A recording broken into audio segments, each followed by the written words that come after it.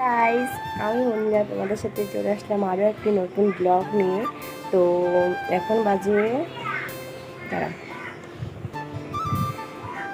10টা 4, এখন বাজে 10টা 4। তো চলো ব্লগটা শুরু করা যাক। আর যদি আমার ব্লগ ভালো লাগে তাহলে ছোট্ট একটা কমেন্ট করে দিও। তোমাদের ছোট্ট ছোট্ট কমেন্টগুলো আমি ভীষণ খুশি পাই। তো সকাল সকাল আমি আমার বিছানাটা ভালো করে গুছিয়ে নিলাম।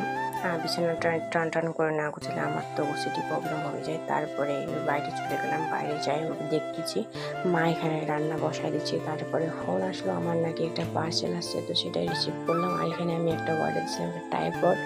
তারপরে মা বললো যে এখন চাটা কিছু খেতে হবে না, দই মিষ্টি আছে, তো সেগুলোই খেয়ে নে। তো সেগুলোই আমি ফ্রিজ থেকে বার করে খেয়ে নিলাম। তারপরে বাবা নিয়ে আসছিলো এগুলো খেয়ে তো আমি স্নান টান করে শুয়েছিলাম। তারপরে মা বললো যে মেঘলা করছে ওয়েদারটা, তো যা উপরে কাপড় আছে অনেকগুলো মেলে দেওয়া, তো ওইগুলো